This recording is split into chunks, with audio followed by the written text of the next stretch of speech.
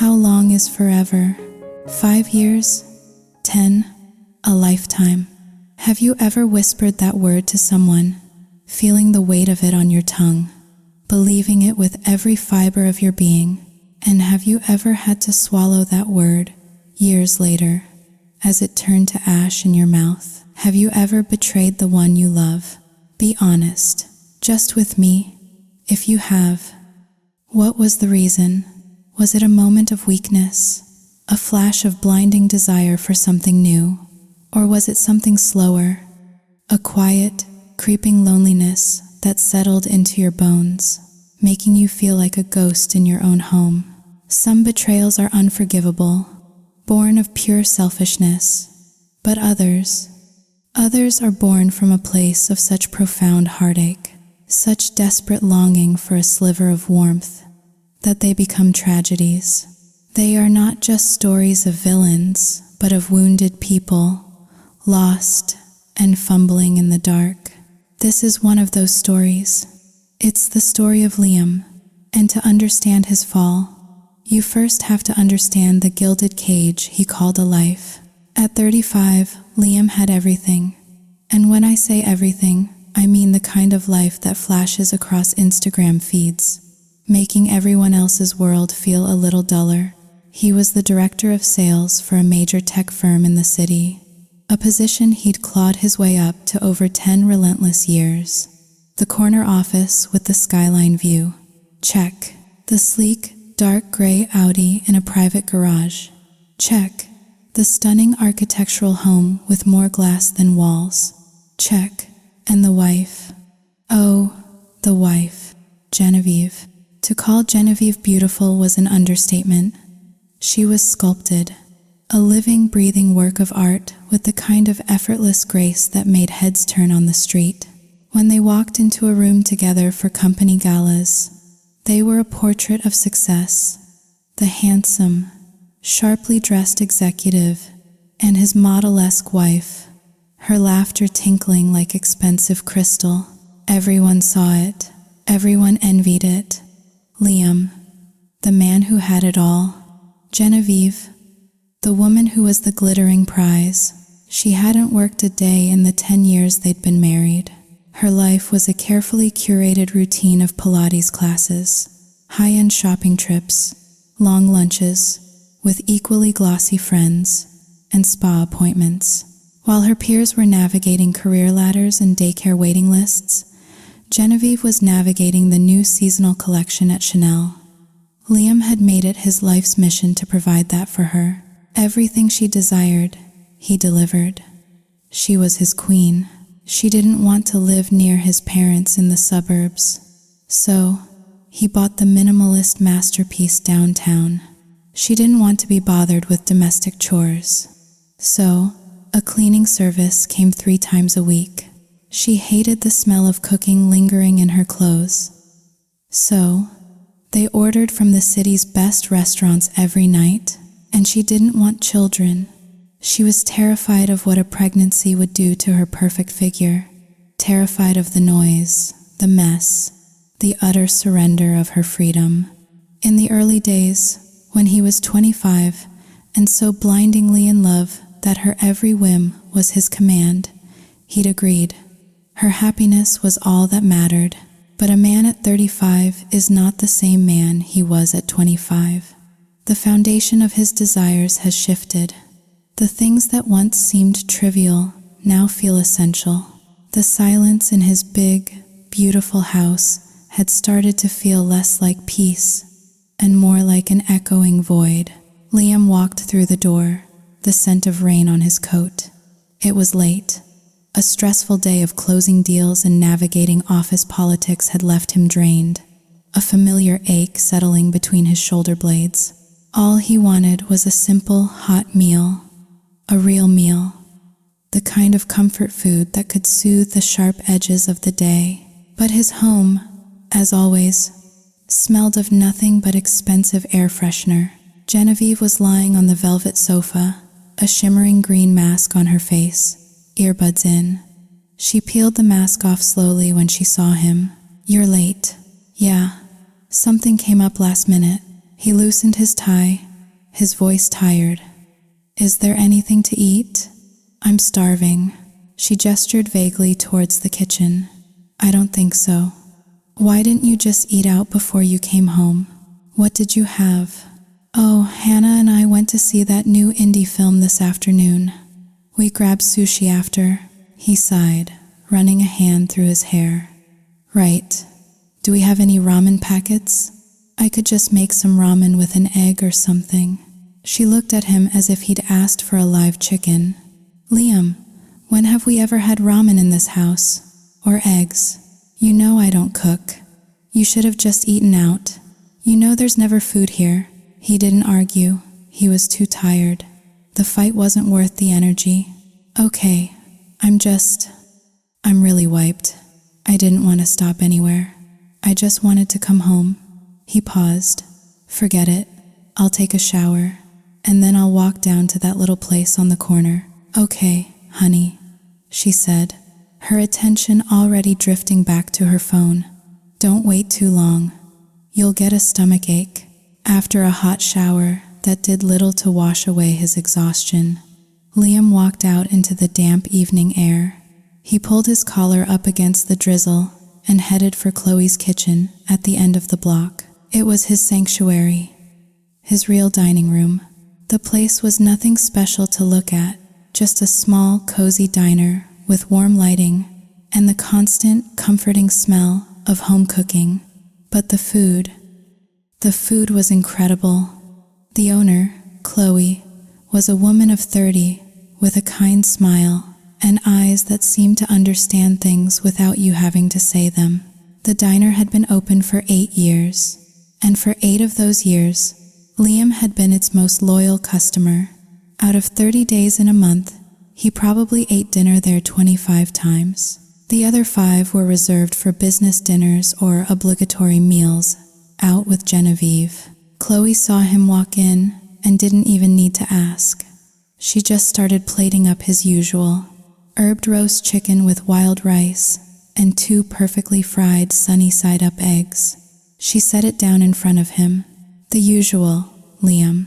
"Thanks, Chloe. You're a lifesaver." "You look beat tonight," she observed, wiping down the counter. "We have that black pepper braised cod you like. Want a little on the side?" "Oh, God. Yes, please," he said, his eyes lighting up for the first time that evening. "And maybe a little extra rice. I'm starving." "Coming right up." She scooped up a generous portion of fish and rice onto a side plate. As she set it down, she leaned against the counter, her expression a mix of curiosity and concern. "You know, I've always wondered, why do you eat here almost every night? Don't you have a kitchen at home?" Liam looked up from his food, a forkful of chicken halfway to his mouth. He gave a small, self-deprecating smile and scratched the back of his head. "Oh, we have a kitchen. A very expensive, very shiny kitchen. My wife she's not a fan of cooking." "What does she do, then, that she can't cook dinner?" The question was innocent, born of her own reality of endless work. "She doesn't do much of anything, really," he admitted, the words tasting bitter. "She just doesn't like housework, and if she doesn't like something, I can't force her." Chloe let out a small laugh. "Wow, she's living the dream, huh? Not like me, surrounded by pots and pans all day, every day." "Yeah, but you cook the best food in the city," Liam said, pointing his fork at her. "I'd rather eat here every night than anywhere else." "Well, it's not like you have a choice, do you?" she teased back. "I'm the only diner on this block." "That is also true," he conceded, and they shared a genuine, easy laugh. The diner was quiet, the last of the dinner rush having cleared out. Liam, feeling a rare sense of camaraderie, asked something that had been on his mind for years. "You know, I come here all the time, but I've never once seen your husband. Does he exist?" Chloe's bright expression softened, a familiar shadow passing over her eyes. She sighed. "Oh, he exists. You just have to be really lucky to catch a glimpse of him. Even I barely see him." Liam set his fork down, his tone becoming more serious. "I'm serious, Chloe. Does he work out of town or something?" "Yeah," she said, her voice dropping a little. "He's a graphic designer down in San Diego. He's supposed to come home every few months, but it's usually just for a day, and then he's gone again. Most of our neighbors don't even know what he looks like, so don't feel bad. But why don't you two live together? Why doesn't he move back here and help you with the diner? You're always here by yourself. It looks exhausting." Chloe grabbed a plate of leftover rice and sat in the booth opposite him. Her own dinner. She spoke with a sad resignation. "I've asked him.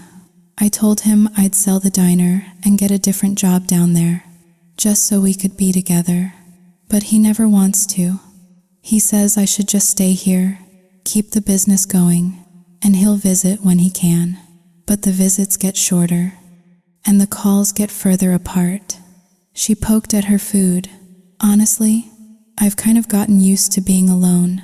At this point, I don't even care anymore. Let him stay away as long as he wants."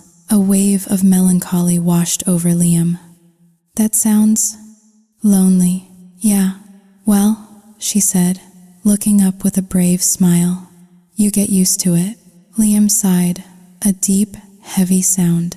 He felt a pang of pity for Chloe, but it was quickly followed by a pang of pity for himself. He had a wife right there, sleeping in his bed every night, but he'd never felt more alone. Genevieve had never once cared if he was hungry. She had never, in 10 years, cooked him a single meal. He finished every last bite of his food. The braised cod was a revelation, perfectly seasoned, melting in his mouth. He felt full, truly satisfied, for the first time all day. Chloe's little diner, with its mismatched chairs and the smell of garlic and onion, felt more like a home than his own silent, sterile house had in years. It felt like his second family, full and content. Liam walked slowly back home, the short distance a welcome chance to digest. When he stepped inside, the house was dark, except for the faint glow of a charger by the bed. Genevieve was fast asleep. He tiptoed into his home office and opened his laptop, the blue light illuminating his tired face. It had been a long, long time since he and his wife had really talked, truly talked. She always went to bed early, and he was always working late.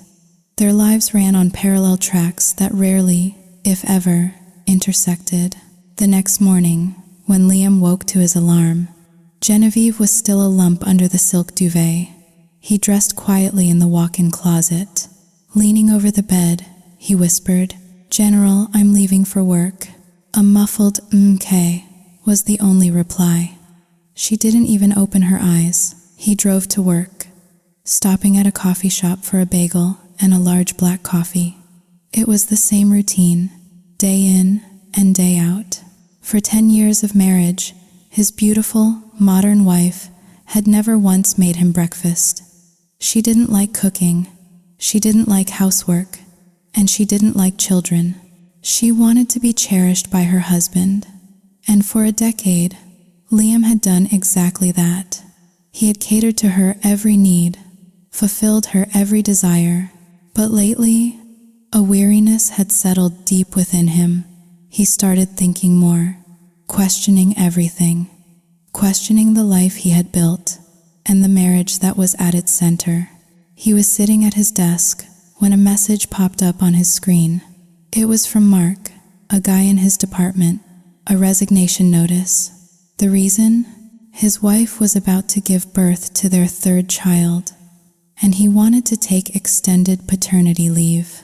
3rd child. Liam stared at the words. He and Mark were the same age. Mark's life was normal, not wealthy, not glamorous, just a regular guy with a mortgage and a minivan. And yet, he had 3 children. Liam, with his massive income and his sprawling house, had none. A few hours later, a new message from Mark appeared. It was a picture, a tiny, wrinkled, red-faced baby wrapped in a hospital blanket. Liam couldn't look away. There was something so perfect about it, so real. He typed back a congratulations, but he kept staring at the photo, and he began to dream. He pictured himself coming home from work, not to a silent house, but to the sound of his wife's laughter. He saw her standing at the door, a small child balanced on her hip, reaching for him.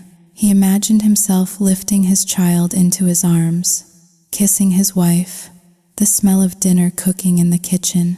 He saw weekends spent driving to the park, the sound of his family's happy chatter filling the car. His eyes glazed over, a faint, hopeful smile on his lips. Liam, the sharp voice of the head accountant pulled him back to reality. Huh? Oh, sorry. Sarah, did you call me? Twice, she said, a stack of folders in her arms. The CEO is waiting for you. Oh, right. Of course. I'm on my way. He hurried out of his office, the beautiful daydream dissolving like smoke. That was all it was. A dream. Genevieve didn't like kids. That life, that happiness. It wasn't for him. That night, returning to the silent house, Liam decided he had to try. He had to try one last time. He found Genevieve scrolling through her tablet on the couch, looking at designer bags. Hey, what you looking at? This new Celine tote, she said, not looking up. It doesn't drop until next week, but you have to pre-order. Did you get one? Of course. If you're late, they're gone in an hour. Liam sat down next to her. He pulled out his phone and showed her the picture Mark had sent him. Look at this. Mark from my office just had his third kid. Isn't she adorable? Genevieve glanced at the photo, her nose wrinkling slightly. Mark, the one you said is having a third. God, his wife must look like a deflated balloon by now. No, she doesn't. You saw her at the Christmas party. She looked great. A little baby weight maybe, but that's normal. Her stomach was huge, Genevieve scoffed. Are you blind? That's not a little baby weight. She was about to give birth, Jen. Of course her stomach was huge, but it goes back down. And besides, with all the technology and treatments these days, women can look amazing after having kids. I know it's hard, but look at that face. It's worth it, isn't it? She finally put her tablet down, her eyes narrowing. Liam, what do you want? Just say it. Stop circling. He took a deep breath. He took her hand in his. His voice was soft, pleading. Gin, can we please have a baby? Just one. That's all I'm asking for. A boy or a girl. I don't care. Just one child. The moment the words left his mouth, her face hardened. A familiar wall of irritation went up. And why would we do that? He tried to reason with her, his voice filled with a desperate earnestness. Think about it. When we're old, we'll have our kids, our grandkids around us. That's what a full life is, isn't it? Right now, we're young. We have friends. We have parties. But when that all fades, who will we have? Just each other in an empty house.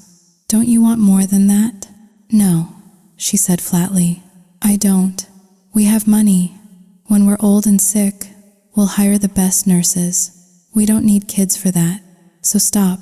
Stop asking me about this. He was bewildered, frustrated. Why? Why are you so against this? We have the perfect life for a child. Because I'm not. First, it will ruin my body. Second, I don't want my life tied down to a screaming toddler. And third, she said, her voice rising, we are perfectly happy right now. Our life is perfect. Why would you want to change that? Because it doesn't feel perfect to me anymore. Because all your friends have kids.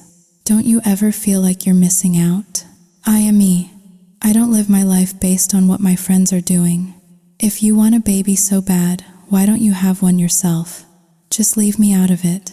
Do you hear me? If I could, I would have done it years ago. I wouldn't be sitting here begging you.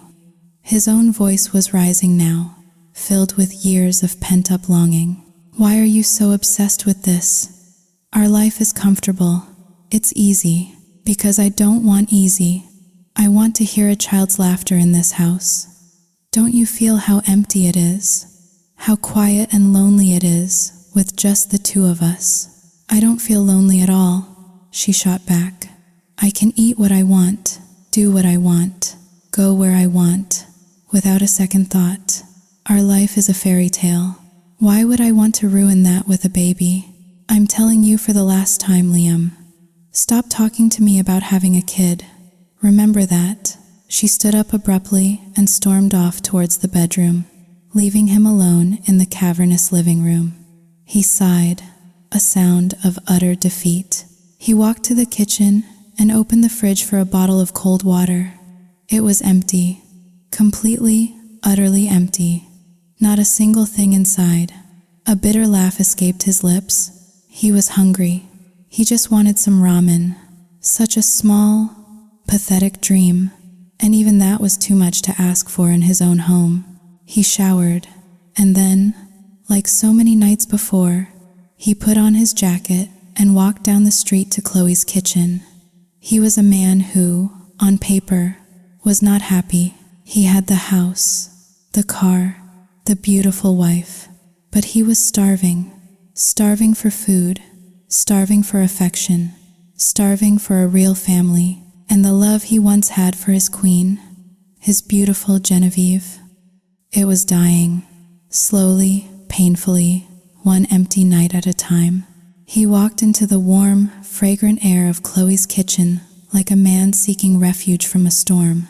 She saw him slide into his usual booth, the slump of his shoulders telling a story of their own. She brought over a large plate of her signature roast chicken, the skin glistening and crisp. "You're getting a beer tonight," she stated, not asked, setting a cold bottle on the table. "You look like you need it." Liam looked up, a flicker of surprise in his eyes. "How do you always know?" he asked, his voice rough. "My own wife has known me for over a decade, and she's never once been able to read my mood." Chloe just shrugged, a sad wisdom in her expression. "I see a lot of people. You learn to read the signs." She leaned against the table. "Fight with the wife?" He nodded, not meeting her eyes. "The usual."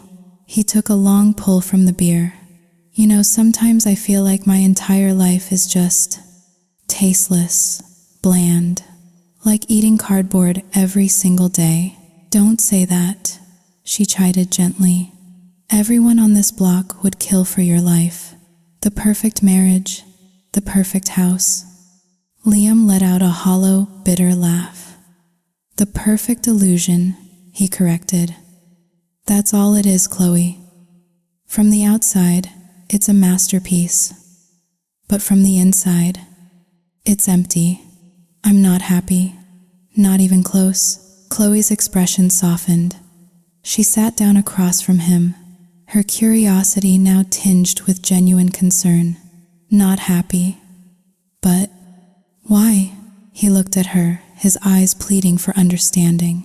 "Let me ask you something. You're married. Do you? Do you want to have kids?" "Of course." The answer was immediate, visceral, more than anything. "But my husband, he doesn't seem to care one way or the other.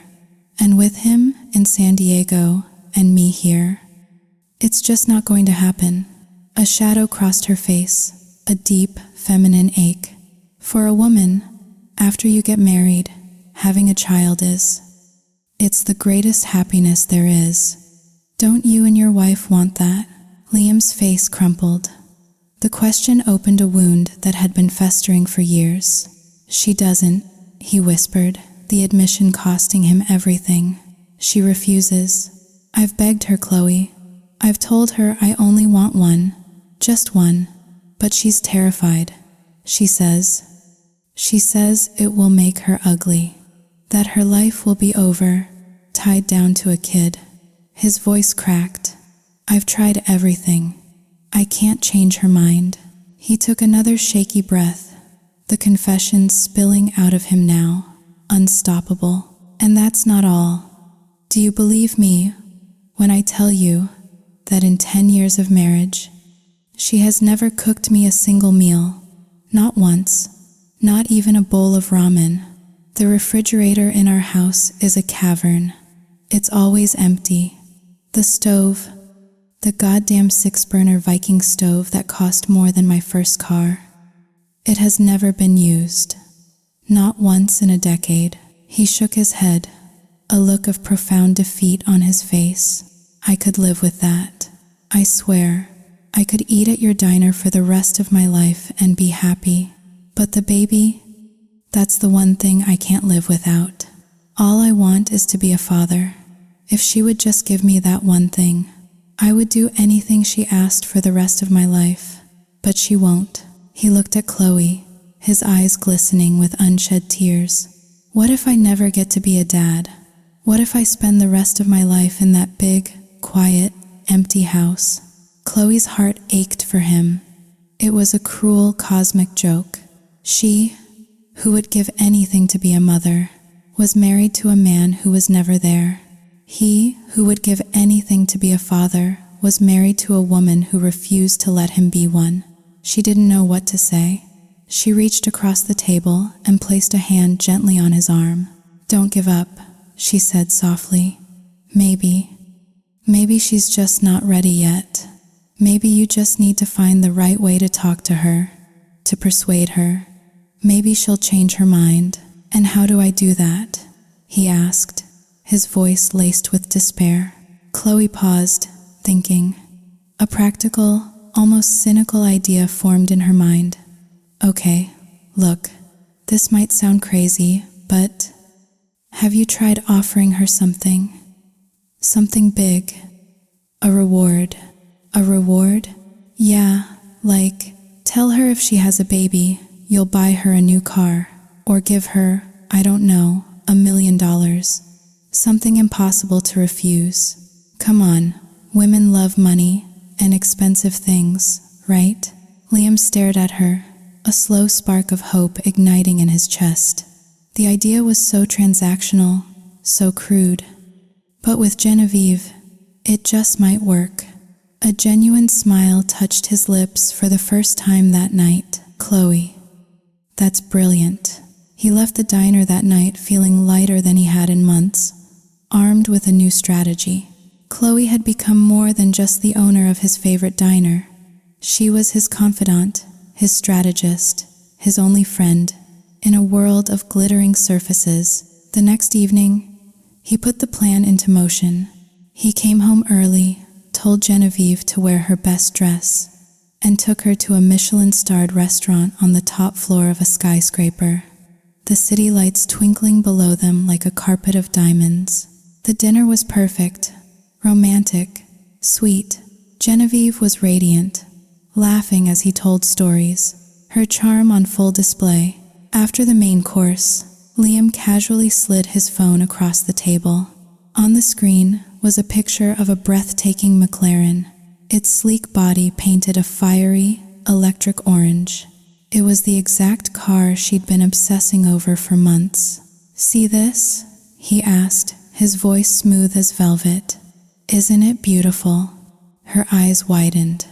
Oh my God, Liam. You know what my dream is, don't you?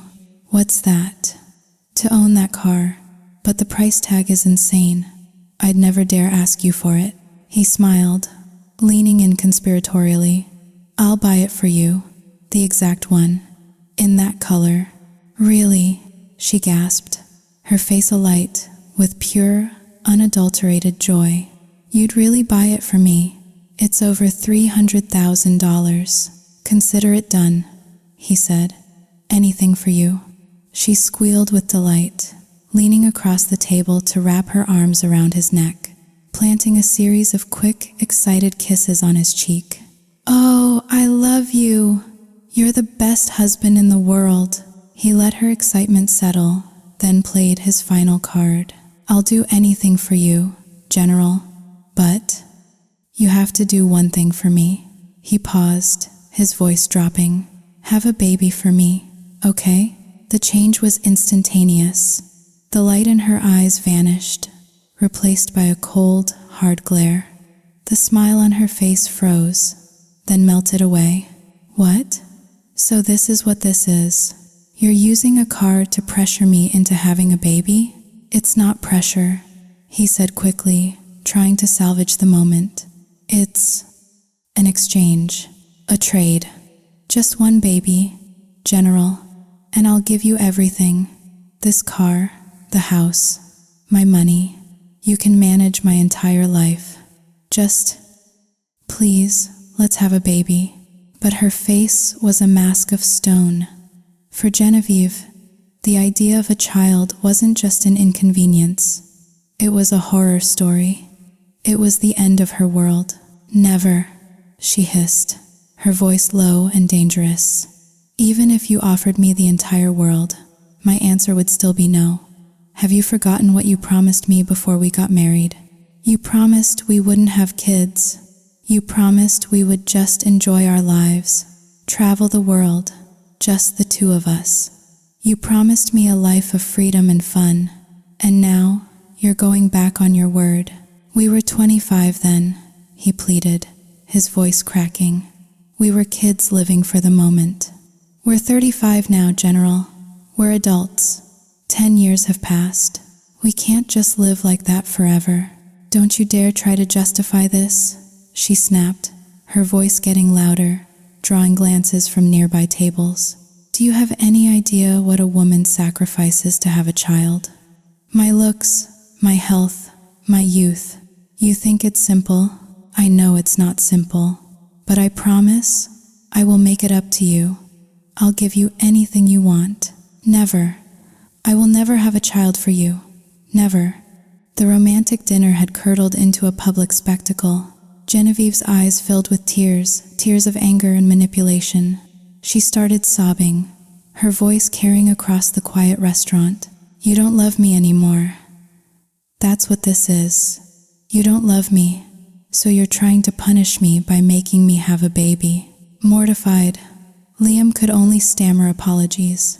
He reached for her hand, but she snatched it away. Humiliated and utterly defeated, he had to promise her, right there in the middle of the restaurant, that he would never, ever bring up the subject of having a baby again. The following evening, Liam walked into Chloe's kitchen, the weight of his failure pressing down on him. She took one look at his face and sighed. The plan failed, didn't it? He just nodded, sinking into the booth. "I think my fate is just to be miserable, no matter how hard I try to change it." Chloe thought for a moment. What about adoption? Liam shook his head. "She told me straight up, she doesn't like kids, period. It's not about the pregnancy, not really. She just doesn't want a child in her life. So, no, adoption is not an option." Chloe looked at him, completely stumped. "God, that's crazy. Kids are so adorable. How can anyone not like them?" She disappeared into the kitchen and came back with a huge plate of smoky, grilled pork ribs, glazed to perfection. "Here, this will help heal your shattered soul." She then placed a small, crispy roasted quail on a side plate. "And this is on the house." As he started to eat, Liam noticed a change in her. There was a brightness in her eyes he hadn't seen before, an irrepressible smile playing on her lips. "What's with you?" he asked, a small smile of his own forming. "You win the lottery or something." She laughed, a full, happy sound. "Better than that. My husband just texted. He's coming home tomorrow." Liam's heart lifted for her. "Hey, that's great news, Chloe. Congratulations." "Yeah," she said, her voice filled with a hopeful energy. This time, I'm going to convince him. I'll either get him to stay here with me, or I'm closing up shop and moving to San Diego to be with him. So you might have to find a new diner soon, Liam. That's okay, he said, meaning it. As long as you're happy. You two need to be together. It's the right thing to do. I hope so, she said, her face glowing with anticipation. I just want to take care of my own husband. You know, he watched her bustling around the diner, full of life and renewed purpose. He felt a genuine sense of happiness for his friend, his ally. He hoped, with all his heart, that she would finally find the happiness she deserved. But fate, as he was learning, was a cruel and fickle thing, and the hope that shone so brightly in Chloe's eyes was about to be extinguished in the most brutal way imaginable. Chloe closed the diner early that next day. For the first time in years, she felt a thrill of anticipation, a nervous flutter in her stomach, like a teenage girl waiting for a date. She spent hours preparing. She cooked all of his favorite dishes, the ones he hadn't tasted since he'd left for the West Coast. A rich, savory beef stew, crispy fried chicken, a fragrant clay pot of braised fish. The small apartment above the diner filled with the smells of home, of love. She put on a new dress, a soft blue that brought out the warmth in her eyes. She did her hair, her makeup. She sat by the window, watching the street, her heart leaping at every car that turned the corner. It had been exactly 4 months since she'd last seen him. 4 long, quiet months. The last time, he had stayed for just 1 day before disappearing again. This time, she vowed, would be different. This time, she would hold on to him. She wouldn't let him go. When he finally walked through the door, carrying a single, small, overnight bag, she thought she might cry with relief. "Ethan," she breathed, rushing to him. "You're here. I've been waiting all day." He looked tired, older than she remembered. He allowed her a brief, perfunctory hug. "You're tired, aren't you? I made dinner. All your favorites," she said, her voice bright and hopeful, trying to fill the awkward silence. Ethan looked at the feast she had laid out on the table. A flicker of something, guilt, perhaps, passed across his face. He sighed, a heavy, world-weary sound, and then he pulled a folded document from his jacket pocket. He handed it to her. Divorce papers. Chloe stared at the stark, black and white words, her mind refusing to process what she was seeing. The smell of the stew, the warmth of the room, it all seemed to recede, replaced by a cold, ringing silence in her ears. What is this?" she stammered, her voice barely a whisper. "I don't understand." "We're getting a divorce, Chloe," he said, his tone flat, devoid of emotion. "A divorce?" The word felt alien on her tongue. "But why? We haven't fought. I haven't done anything wrong." "Because we're not compatible anymore," he said, the words sounding rehearsed. "It's time to stop this. It's for the best. For both of us. But I thought, you told me to wait for you. You said once you settled your work projects, you'd come back.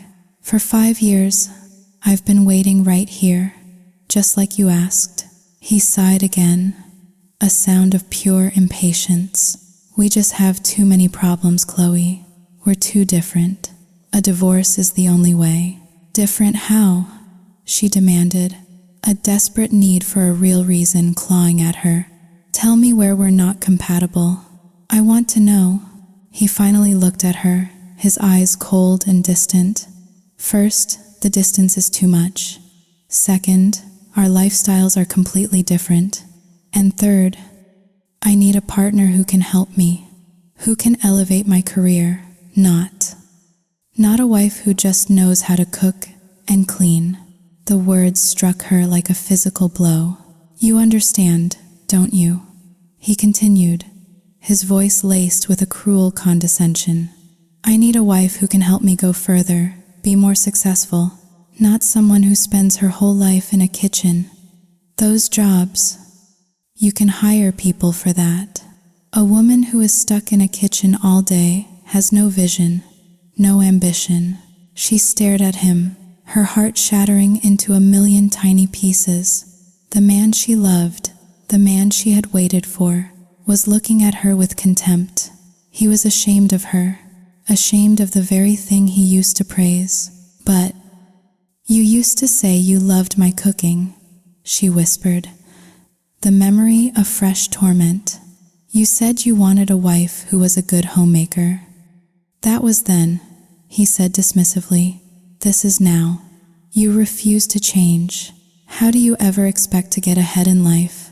Do you plan on selling diner food for the rest of your life?" It was over.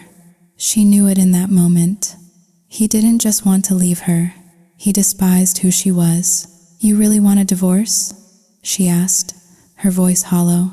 "Yes, sign the papers." He gestured to the document in her trembling hand. "We don't have any shared assets, so it's simple. There's nothing to split." A new, terrible suspicion began to dawn on her. "There's someone else, isn't there? In San Diego. Just be honest with me. I won't blame you." "There's no one else," he lied, his gaze unwavering. "We're just not a good match anymore. Sign the papers, Chloe. Don't make this harder than it needs to be. The only person who will suffer in the end is you." With a hand that felt like it belonged to a stranger, she picked up a pen and signed her name. The moment the door clicked shut behind him, her strength gave out. Her legs buckled, and she crumpled to the floor, unconscious. The beautiful meal she had prepared growing cold on the table. Her 5-year marriage, her 10-year love story. It had all ended in the space of 10 minutes. And through it all, she didn't blame him for his cruelty. She blamed herself. She blamed herself for not being smarter, for not being more ambitious, for not being enough to help him succeed. She had loved and waited for a man who saw her as nothing more than a liability. After the divorce, Chloe was a ghost. She kept the diner closed, the blinds drawn. She needed to know the truth. Ethan's denial felt too practiced, too easy. She couldn't rest until she knew. A week later, she booked a flight to San Diego. She found his address easily enough. It was a nice 2-story house in a quiet suburban neighborhood. She stood on the sidewalk for a long time, her heart pounding against her ribs, before she finally found the courage to walk up the path and ring the doorbell. The door was opened by a woman holding a baby, no older than 1. "Yes?" the woman asked. I'm Chloe," she managed to say. The woman's expression didn't flicker. "Oh, Chloe, please, come in." Her name was Sarah. She explained calmly as she led Chloe into the living room. Ethan's wife, and the baby in her arms was their son. The words were like daggers, each one piercing deeper than the last. So the whispers in her heart had been true. He had another family, another life. Does he know you're here?" Sarah asked, her tone surprisingly casual. Chloe shook her head. "No, I had to ask you a few questions, and then I'll leave." She looked at the woman, a storm of emotions swirling inside her. "Did you know about me? That I was his wife back home?" "Of course," Sarah said with a small, knowing smile. "Ethan told me all about you. He said it was an arranged marriage, just a partnership in name only." The final, devastating piece of the puzzle clicked into place. He hadn't just cheated on her. He had erased her. He had rewritten their entire history, turning their love story into a business arrangement to suit his new life. And this woman, Sarah, she had known all along. She had known Chloe existed, and she hadn't cared. She had welcomed Chloe into her home, not as a wronged wife, but as a minor inconvenience that was finally being dealt with. Before she left, her voice shaking with a quiet, dignified rage, Chloe looked Sarah in the eye. "He's not the man you think he is. Think carefully about your choice. I hope you don't end up regretting it, just like I do." Sarah just laughed, a short, dismissive sound. "You're just saying that because he divorced you, aren't you? You're the loser in this situation, so of course you're bitter." "You're wrong," Chloe said, her voice steady now. "I'm not foolish enough to fight for a man like that. I just feel sorry for you. But it seems my pity is wasted. Hold on tight to him. Don't let him get away and hurt someone else." She walked away from that house with a strange sense of clarity. Ethan wasn't worth her tears. He wasn't worth fighting for. The only way forward was to let go. Back home, she began to rebuild. She started with herself. She went to a salon and had them cut off the long, dark hair she had kept for him, styling it into a chic, modern bob. She dyed it a warm auburn, a color that made her look younger, brighter. She bought new clothes, stylish and confident. She looked in the mirror and saw not a jilted wife, but a woman ready for a new beginning. "Let's do this," she whispered to her reflection. Meanwhile, Liam's own gilded cage was beginning to rust. It was a Sunday, a day he was supposed to have off, but a massive project had him buried in work. At his parents' house in the suburbs, his mother, Evelyn, kept looking at the clock. She'd been expecting Liam and Genevieve for lunch. By noon, when they still hadn't shown up, she called him.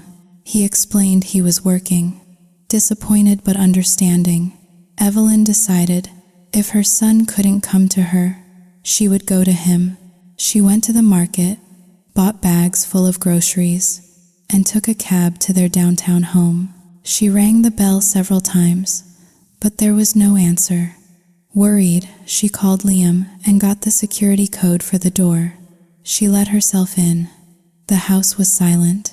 She found Genevieve asleep in the master bedroom, noise-canceling headphones on. Evelyn sighed. She didn't wake her. Instead, she went to the kitchen. She opened the refrigerator, empty, as always. She knew her daughter-in-law never cooked. It was a constant source of worry for her. So, she did what she always did when she visited.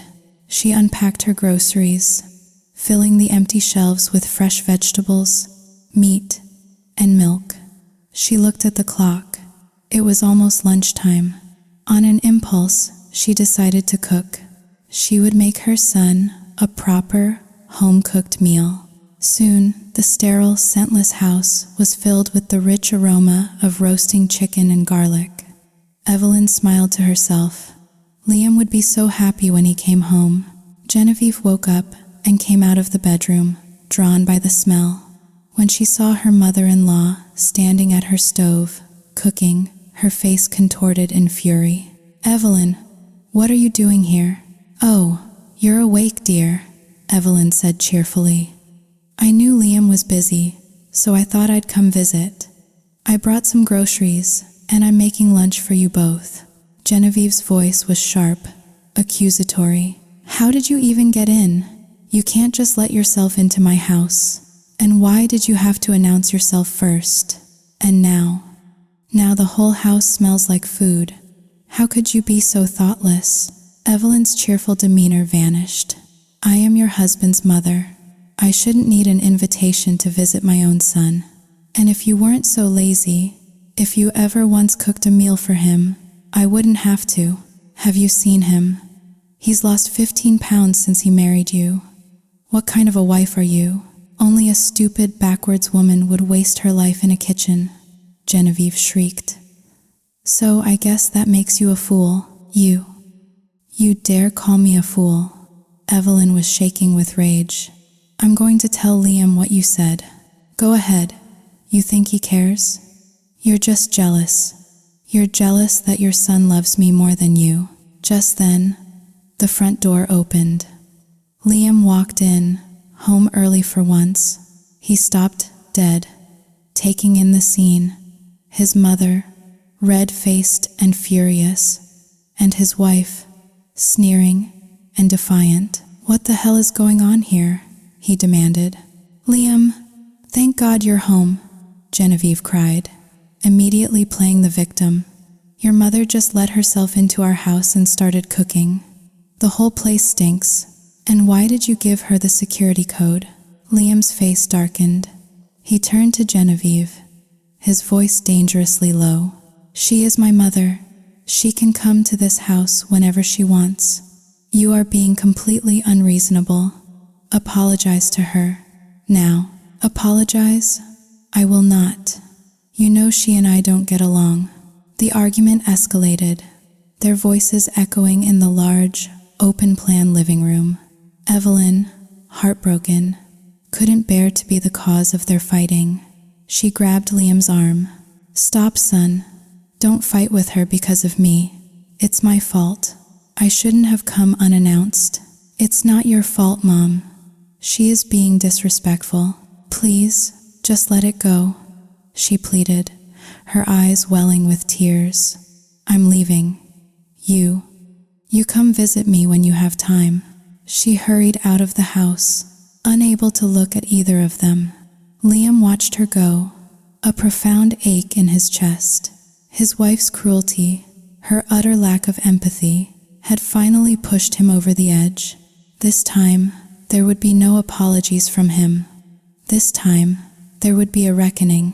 He walked back into the house, the delicious smell of his mother's cooking now, a bitter reminder of the scene he'd just witnessed.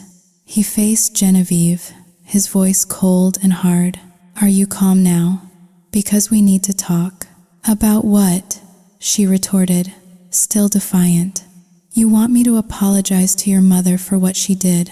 "Never. The things you said to her were unacceptable. She is my mother. You will respect her. I did nothing wrong.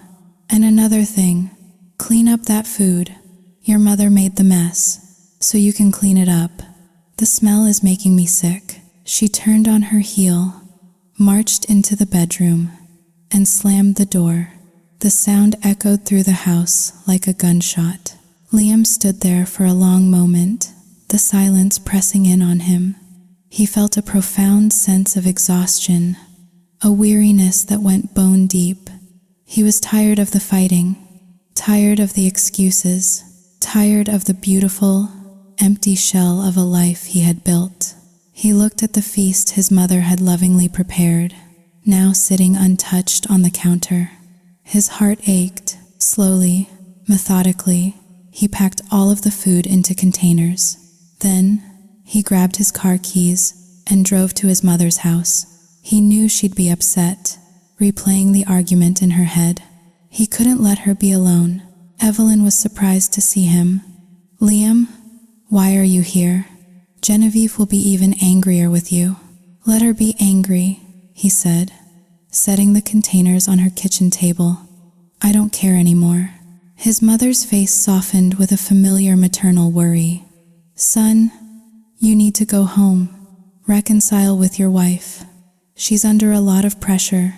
You have to be patient with her." Liam stared at her, bewildered. "Pressure? Mom," she was completely out of line. "And you're telling me to be patient?" "It's because of you, son," Evelyn said, her voice dropping to a near whisper. "Because you're infertile.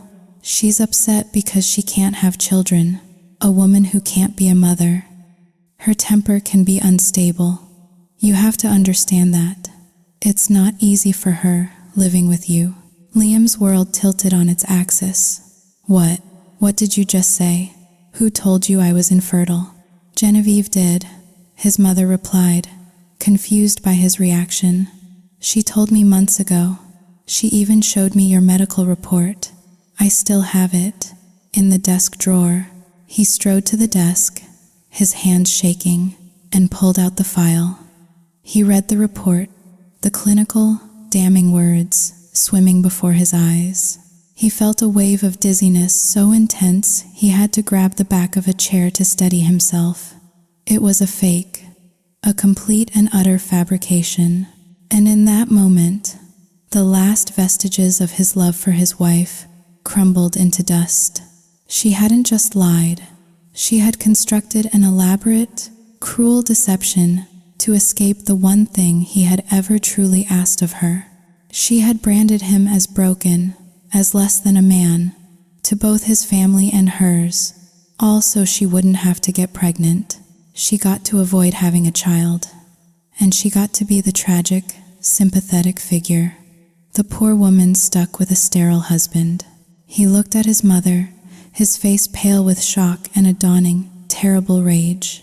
"Mom, this is a fake. It's not real. I'm not infertile." Evelyn's eyes widened in disbelief. She lied to me. But why would she do something like that? Because she never wanted kids, he exclaimed, the full weight of her selfishness crashing down on him. This was her way out, her way of making sure no one ever questioned her again. His mother was incandescent with fury. All the years of biting her tongue, of enduring her daughter-in-law's disrespect, of feeling pity for the woman she thought couldn't conceive because of her son's problem. It all erupted at once. That selfish, conniving little witch, she seethed. "I'm going to go over there right now and confront her. I will not let her get away with this." "No, Mom," Liam said, his voice quiet but firm, pulling her back. "Leave it. I'm too tired. I don't want to fight with her anymore. Just let it be." He was beyond anger now. He was just empty. That night, he stayed at his mother's house. They ate the meal she had cooked, the food a small comfort in the wreckage of his marriage. It felt like coming home after a decade in exile. He remembered a time before Genevieve, when every night was like this. His mother's cooking, their easy conversation, the warmth of a real home. Marrying Genevieve had been like stepping into another world, a world where a warm, home-cooked meal was an unimaginable luxury. Meanwhile, Genevieve waited at home, expecting him to return, tail between his legs, ready to apologize as he always did. She was used to it. No matter how outrageous her behavior, no matter how wrong she was, Liam was always the one to smooth things over. She went to sleep, confident that he would be back in the morning, begging for her forgiveness. But morning came, and he wasn't there. She woke up at 9, checked her phone. No calls, no texts. Annoyed, she called him. "Where were you all night?" she snapped the moment he answered. "You didn't come home. You didn't call. What is wrong with you?" His voice, when it came, was calm, detached. "I was at my mom's. I'm busy right now. We'll talk later." And then he hung up. Genevieve stared at her phone in disbelief. He had hung up on her. She tried calling back, but he didn't answer. Again and again, she called, her frustration mounting with each unanswered ring. She was so enraged, she threw her phone across the room, where it clattered against the hardwood floor. He will pay for this, she thought, her mind already spinning with ways to punish him. Liam didn't come home until 8 that evening. He was exhausted from a long day of meetings, his stomach growling with hunger. He walked into the house to find Genevieve sitting on the sofa, a single takeout container on the coffee table in front of her. She had eaten, and she had waited. He said nothing, just walked towards the bedroom to get clothes for a shower. Her voice stopped him. "Don't you have anything to say to me? What do you want me to say?" he asked, his back still to her. "You were out all night. You didn't call. Do you even consider me your wife anymore?" He turned then, his eyes cold. "You want to talk about being a good wife? Why don't you take a good, long look in the mirror before you start pointing fingers at anyone else? So you're blaming me now? Is that it? You spent one night with your mother and she filled your head with poison about me, didn't she? That's enough," he said, his voice rising. "Do not bring my mother into this. She has nothing to do with it." He walked into the bathroom and shut the door. "You always take her side. she screamed through the closed door. "Fine. If you love your mother so much, then don't come near me. Go sleep on the couch." He didn't answer. After his shower, he quietly gathered a pillow and a blanket and went to the living room sofa. He was hungry, so he walked out of the house, back into the cool night air, heading for the one place he knew he could find a decent meal. Chloe's kitchen was still closed. He frowned, doing a quick mental calculation. It had been 10 days. She must have moved to San Diego to be with her husband after all.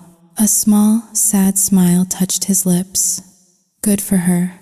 At least one of them was going to be happy. He was about to turn into a faux restaurant when he saw her. "Chloe?" he called out, surprised. She turned, her face breaking into a wide, happy smile. "Liam, hey, long time no see. I'm starving," he said, "but your place is closed. I thought you'd moved." "I've still got food," she said, her eyes sparkling.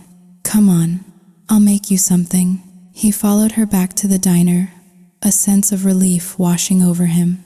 He had grown so accustomed to her cooking, to their easy conversations, that the thought of not having them anymore had left a small, hollow feeling in his chest. She whipped him up a plate of her famous grilled pork ribs, the meat so tender it fell off the bone. He ate with a hunger that was more than just physical, savoring every bite. "So," he said between mouthfuls, "I thought you were in San Diego. Did you and your husband not patch things up?" Chloe's smile faded slightly. "We're divorced," she said simply. There was nothing to patch up. Liam stopped eating, his fork hovering in midair. "You're kidding me, right? The last time I saw you, you were so happy he was coming home." "I wasn't kidding," she said, sitting down across from him with her own plate of food. "The day he came back, the day I was most excited for, he handed me divorce papers. He said we weren't compatible. He said he needed a wife who could help him be more successful, not someone stuck in a kitchen." Her voice was steady, but her eyes held a universe of pain. Turns out, he'd had another woman in San Diego for the last 3 years. They have a 1-year-old son. Liam was speechless, a hot surge of anger rising in him on her behalf. "That bastard," he muttered. "What a piece of work." "Yeah, well," she said with a shrug, trying to sound nonchalant. "Don't feel sorry for me. A man like that isn't worth my time. I'm better off. Now I can just focus on my work, on making money, on taking care of myself. I don't believe in men anymore." "You have to stay positive," he said, echoing the words she had once said to him. "Live your life like a beautiful flower. Don't wilt for anyone." She smiled, a genuine grateful smile. "Thanks, Liam. For that, you get a beer. On the house." "I'll drink to that," he said. "Let's have one together, to celebrate our return to the single life." 1 beer turned into 2, then 4, then a whole 6-pack.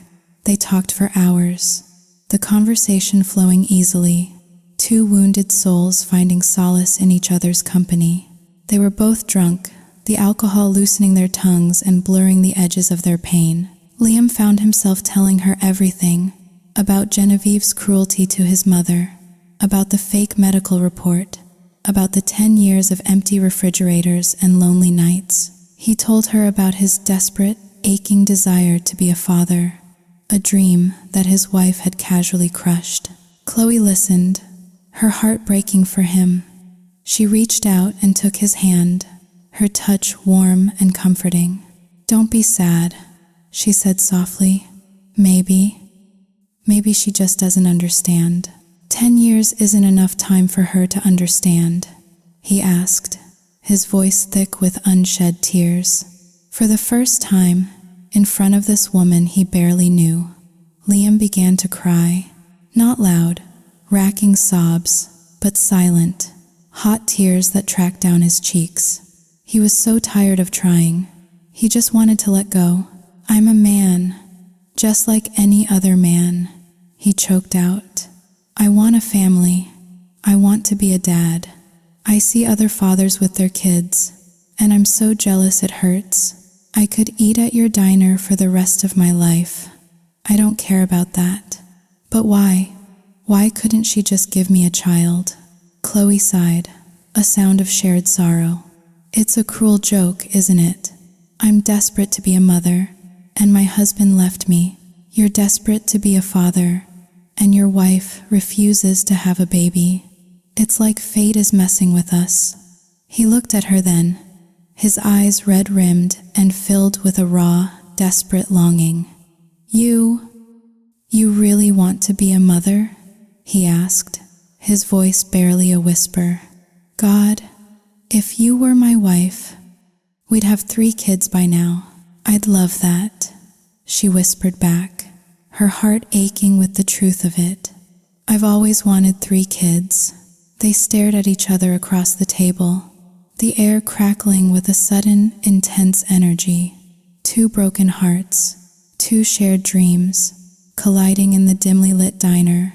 He reached out and brushed a strand of hair from her face. His touch was electric. He leaned in, slowly, and she didn't pull away. He kissed her. It was a gentle, tentative kiss at first, a question, and then, as she responded, it deepened, becoming hungry, desperate, a release of all the years of loneliness and longing they had both endured. He scooped her up in his arms, and she wrapped her legs around his waist, their mouths still locked together. He carried her towards the back room, towards the small apartment where she lived, his intentions clear. Her heart was pounding, her body on fire. It had been so long since she had been touched, so long since she had felt wanted. She was ready, more than ready, but just as he laid her down on the bed, a sliver of lucidity pierced through the drunken haze. Don't, she gasped, pushing against his chest. We can't. He stopped, confused. You don't want this? I do, she whispered, her voice filled with anguish. But we can't. You have to go home. Your wife, she's waiting for you. She scrambled off the bed and hurried back into the diner, her back to him, and started clearing the empty bottles from the table, her hands shaking. Liam sighed, a sound of deep frustration and regret. He put his clothes back in order. I'm sorry, he said, his voice rough. I was drunk. I shouldn't have. It's okay, she said, still not looking at him. I was drunk too. Just go home safe, okay? He left, the cool night air a shock to his system. He walked home, his mind a chaotic jumble of desire, guilt, and regret.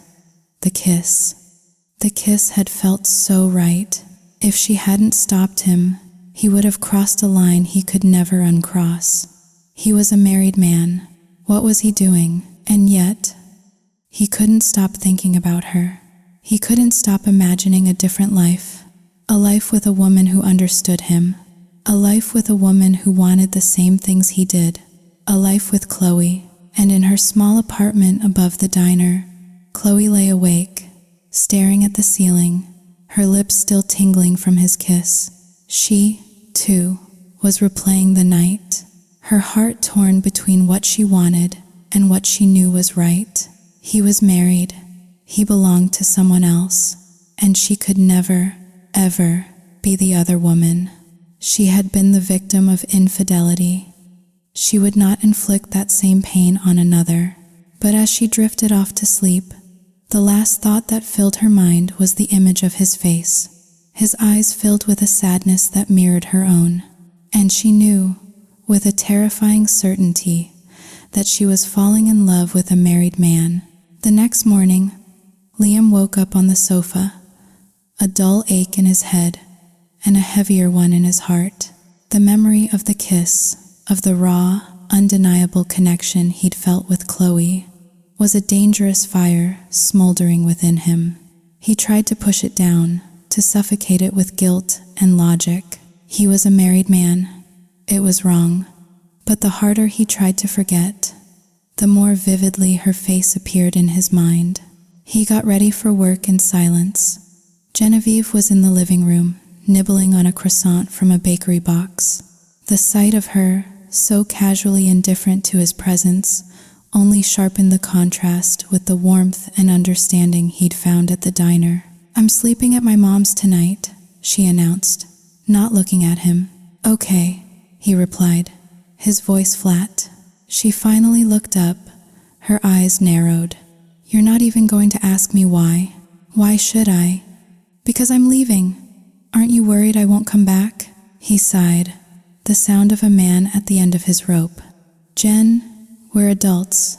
Can we please stop playing these childish games? It's exhausting." "I'm childish?"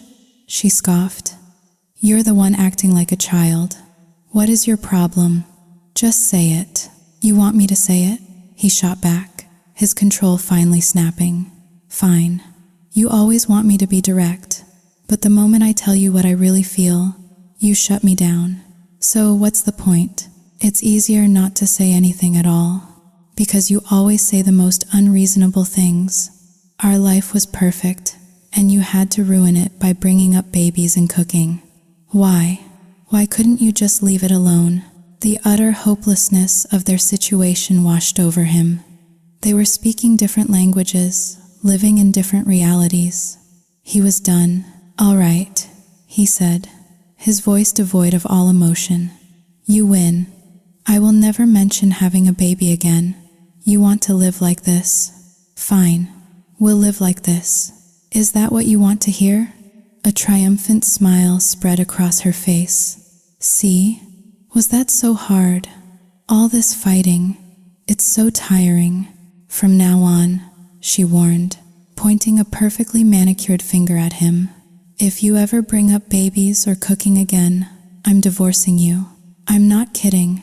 If this life isn't fun, then I'm out. My youth is too precious to be wasted on arguments." Liam just stared at her, completely speechless. She was threatening him with divorce, not because of infidelity or cruelty, but because he wanted a family. He felt nothing. No anger, no sadness, just a vast, cold emptiness.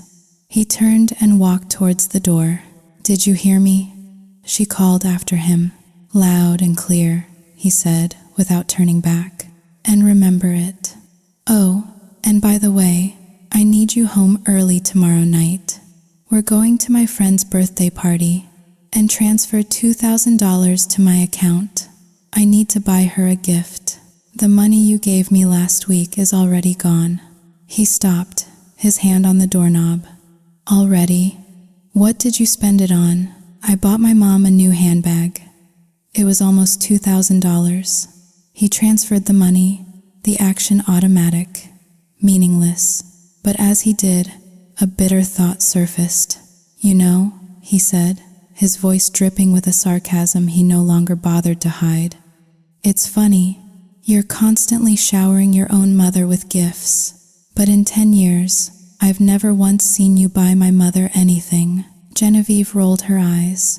"Please, your mother wouldn't know what to do with a $2,000 handbag. She's too plain. It would look ridiculous on her. And if I bought her something cheap, she'd just complain that I was being stingy. It's better to just not give her anything. No one gets their feelings hurt. My mother is plain," he repeated, the words tasting like poison. "And I suppose you and your mother are the only ones sophisticated enough for expensive things." He looked at her, truly looked at her, and for the first time, he didn't see the beautiful woman he had fallen in love with. He saw a shallow, selfish stranger. He walked out the door, the click of the latch sounding like the final closing of a chapter. That night, Liam was promoted. The project he'd been slaving over for months had brought in a colossal profit for the company, and he was named the new chief commercial officer. The company threw a lavish party to celebrate. Genevieve was in her element. She arrived on his arm looking like a goddess, draped in a gown that cost a fortune. a symphony of diamonds glittering at her throat and wrist. She was the queen of the evening, radiant and proud, playing the part of the adoring, supportive wife to perfection. She fussed over him, wiping a non-existent smudge from his lips with a napkin, feeding him a piece of fruit from her plate. Her every gesture a carefully choreographed performance for their audience. His colleagues clapped him on the back, their eyes filled with envy. "You've got it all, man," one of them said. "The big job, and a wife who adores you. What's your secret?" Liam just smiled, a hollow, empty gesture. If you only knew. Later that night, high on her social triumph, Genevieve was feeling generous. "You can sleep in the bedroom tonight," she purred as they walked into the house. "I forgive you for our little fight." She gave him a sultry look, an invitation in her eyes. But Liam felt nothing. He just looked at her, his face a blank mask. "It's fine," he said, his voice flat. "I'm okay on the couch." Her face fell, the seductive smile turning into a shocked scowl. "What did you say?" "I'm forgiving you. I'm letting you back into my bed, and you're turning me down." He laughed, a short, sharp, humorless sound. "Forgiving me? I didn't do anything wrong. You were the one who was wrong. Why should I be waiting for your forgiveness?" "Fine," she shrieked, her voice echoing in the silent house. "You want to sleep on the couch? Be my guest. In fact, take your things and move into the guest room upstairs.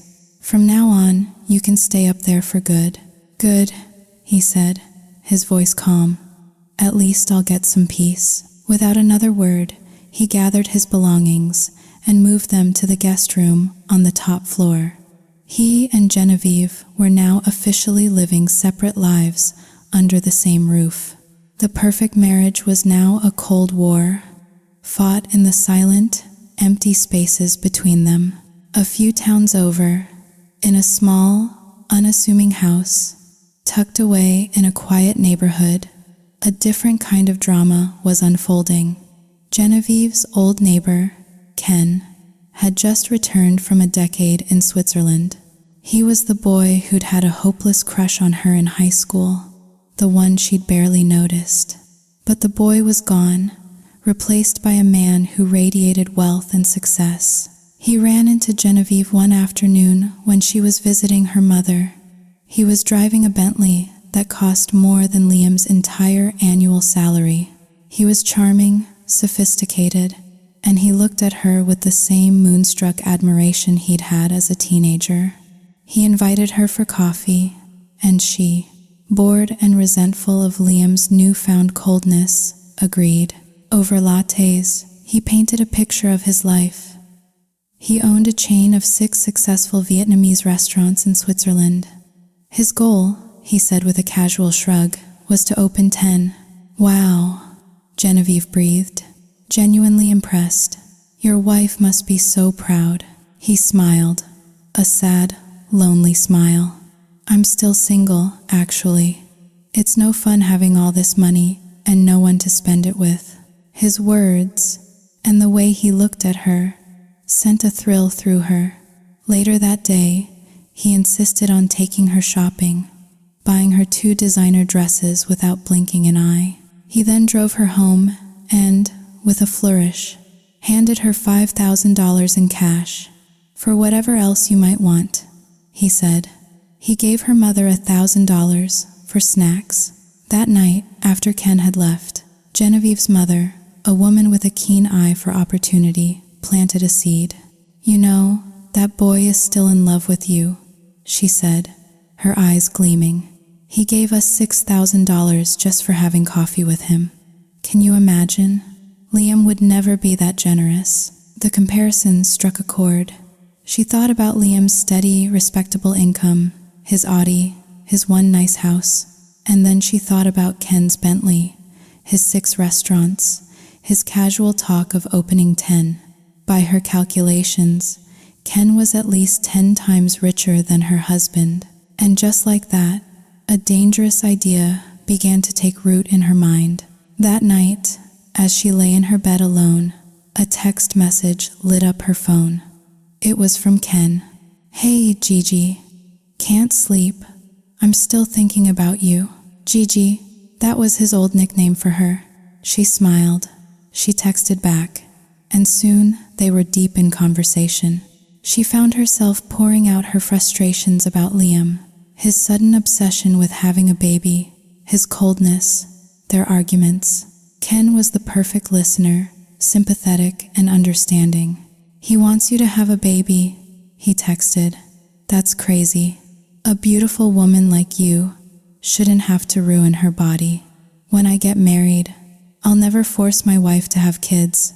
We'll just enjoy our lives together." He was saying everything she had ever wanted to hear. He was the anti-Liam. He was rich, he was generous, and he understood her. She felt a connection, a sense of being seen and appreciated that she hadn't felt in years. She was falling, fast and hard, for the fantasy he was selling. Meanwhile, Liam was finding his own solace. After another long, draining day at work, he found himself, as always, at Chloe's kitchen. She was just cleaning up for the night. The easy rhythm of their friendship had returned, the awkwardness of their near-miss encounter fading into a comfortable companionship.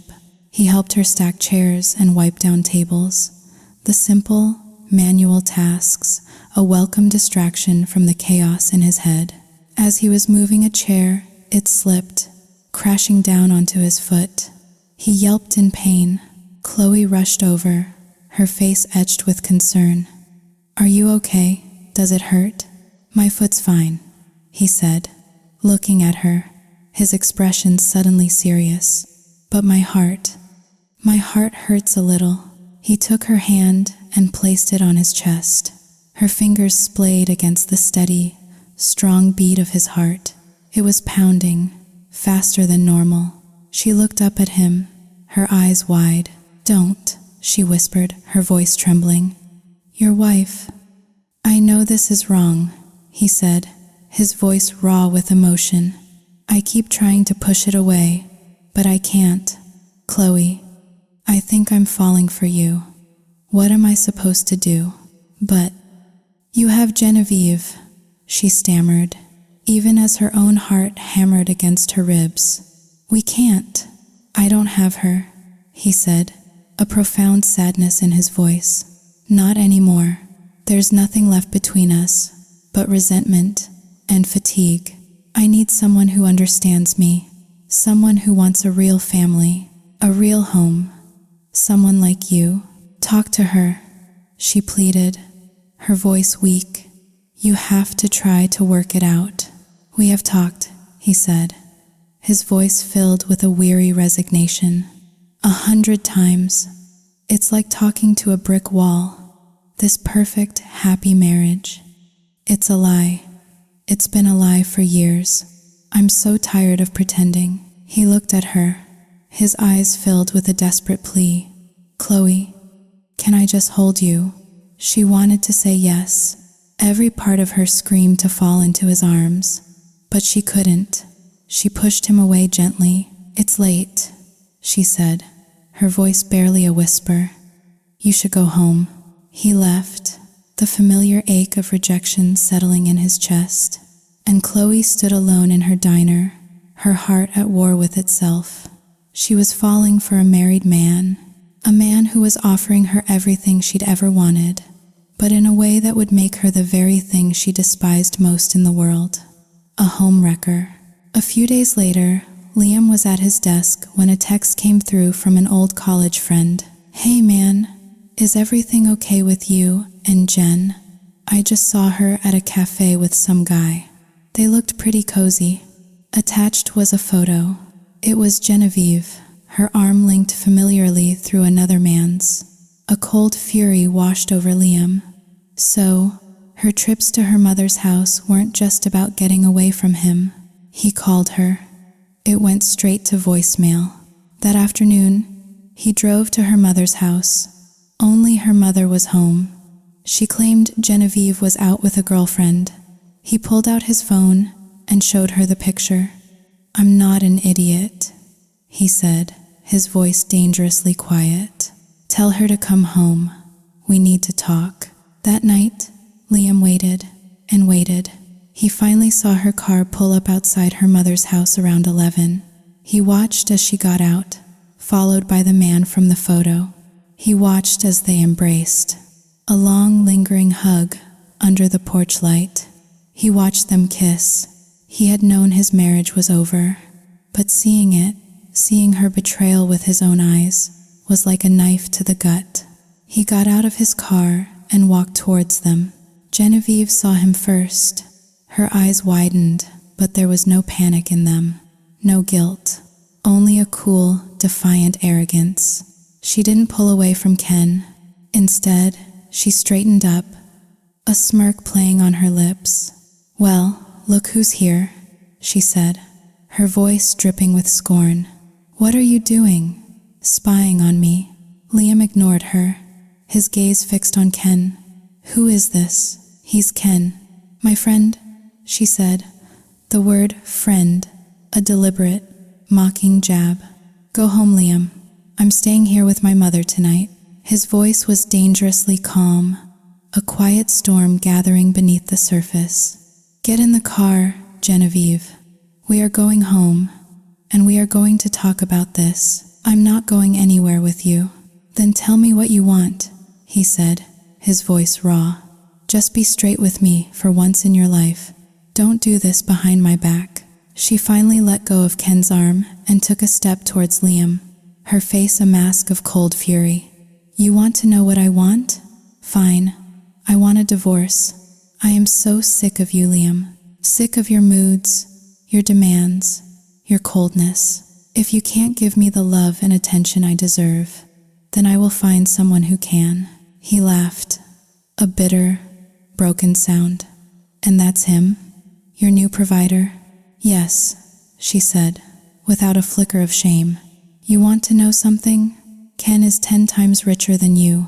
He's willing to give me a $1 million wedding gift, just as a gift. He doesn't demand that I change. He doesn't pressure me to cook or have babies. He just wants to adore me, unlike you." Ken, seeing his cue, stepped forward, puffing out his chest. "Listen, buddy," he said, his voice laced with condescending pity. "You had a beautiful, amazing woman, and you didn't know how to treat her. So just sign the papers and let me take care of her." Liam looked from Ken's smug face to Genevieve's triumphant one, and in that moment, something inside him finally, irrevocably, broke. The anger, the hurt, the betrayal, it all drained away, leaving behind a strange, hollow peace. It was over. "Fine," he said, his voice surprisingly steady. "I'll have my lawyer draw up the papers tomorrow. You'll have them by the end of the day." He turned to leave, but then he stopped. He looked back at Genevieve, a flicker of the man who had once loved her, the man who had tried to protect her, surfacing for one last time. "Genevieve," he said softly, "are you sure about this guy? Does he seem too good to be true? You've only known him for a few days. Be careful. Don't let yourself get scammed." She let out a derisive snort. "Are you jealous, or just bitter because he's richer than you? Let me tell you something, Liam. Ken is my first love, my high school sweetheart. We grew up together. I know him better than I know you, so you can save your pathetic, fake concern. Just go home and get those papers ready." Ken wrapped a proprietary arm around her shoulders. "You still here?" he taunted. "Go on, get out of here." Liam walked away, the sound of their laughter following him into the darkness. He drove home, his mind a maelstrom of conflicting emotions. He wasn't sad that Genevieve was leaving him. He was relieved. But something about Ken, about the whole situation, felt profoundly wrong. A $1 million wedding gift for a woman he'd just reconnected with. It was too perfect, too theatrical. It felt like a scene from a bad movie. But then he remembered what Genevieve had said. Her first love, her neighbor. He shook his head, trying to clear it. "It's not my problem anymore," he told himself. "It's over." Back at the house, Genevieve's mother, Helen, was waiting, her face a mask of anxiety. "You're really divorcing him?" she asked, wringing her hands. "It's all so sudden. You've only known Ken for a few days." "Mom, please," Genevieve said, her voice giddy with excitement. "Liam and I have been miserable for months. This is for the best. And Ken is amazing. He's a restaurant tycoon in Switzerland. He has hundreds of millions in his bank account. He showed me, and he's going to give me $1 million, Mom, just as a wedding gift. $1 million. After we get married, we're moving to Switzerland. I'll finally have the life I deserve." Helen, a woman who had always been dazzled by the prospect of wealth, felt her anxieties begin to melt away. $1 million, she repeated, her eyes widening. "And that's just the beginning," Genevieve said, her voice filled with triumph. "He said after he gives me the $1 million, I can give you $500,000 for your retirement." Helen's face broke into a wide, greedy smile. $500,000? For me? All her doubts vanished, replaced by the glittering promise of easy money. "Oh, my darling girl," she cooed, hugging her daughter tightly. "You are my pride and joy. I love you so much." The next day, the divorce papers arrived. Genevieve signed them without a moment's hesitation, a feeling of liberation washing over her. She had shed her old restrictive life. She had traded up. She was free. To celebrate, Ken threw a party. He presented her to his friends as his beautiful fiancée, showering her with affection, making her feel like the most desired woman in the world. She was living in a fantasy, a perfect, diamond-studded dream. That night, Liam's house felt bigger, emptier than ever before.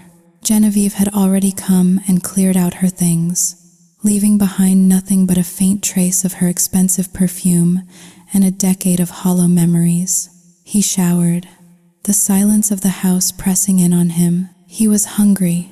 He walked down the street to Chloe's kitchen. She was there, her presence a small, steady beacon in the chaos of his life. She served him his usual, her movements efficient and graceful. He sat and ate in silence, the weight of the last 24 hours too heavy for conversation. Chloe, sensing his mood, didn't press. She just let him be. The quiet hum of the diner, a comforting presence.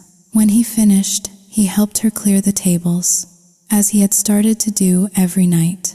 They moved in a comfortable silence, two people who understood each other without the need for words. But in the quiet moments, in the shared glances, a new tension was building, a magnetic pull that was becoming harder and harder to ignore. He was leaving for the night when she called out to him. "Liam?" He turned. Are you okay? You seem sad." He looked at her, and the dam of his carefully constructed composure finally broke. "We're getting a divorce," he said, the words coming out in a rush. "She cheated on me. She left me for another man, a richer man." Chloe's heart ached for him. "Oh, Liam, I'm so sorry." "Don't be," he said, a bitter smile on his lips. "I should be celebrating. I'm free. But it's just 10 years. 10 years of my life. Just gone. Wasted on a lie." He looked at her, his eyes filled with a raw, desperate vulnerability. "I'm so tired, Chloe. So tired of being alone." And in that moment, she saw not the successful executive, but a man who was broken, lost, and desperately in need of comfort. The logical, sensible part of her brain screamed at her to keep her distance, but her heart, her foolish, compassionate heart, had other ideas. "You're not alone," she said softly, and she stepped forward and wrapped her arms around him. It was meant to be a simple hug, a gesture of friendship, But the moment they touched, something shifted. The air crackled. He buried his face in her hair, his arms tightening around her, holding on to her as if she were a lifeline. She could feel the tremors running through his body, the years of pent-up loneliness and grief finally finding a release. She tilted her head back to look at him, to say something, anything, to comfort him. But the words died in her throat. His face was so close, his eyes searching hers, asking a question she was terrified to answer. And then he was kissing her, and she was kissing him back, and the world fell away. There was no thought, no right or wrong.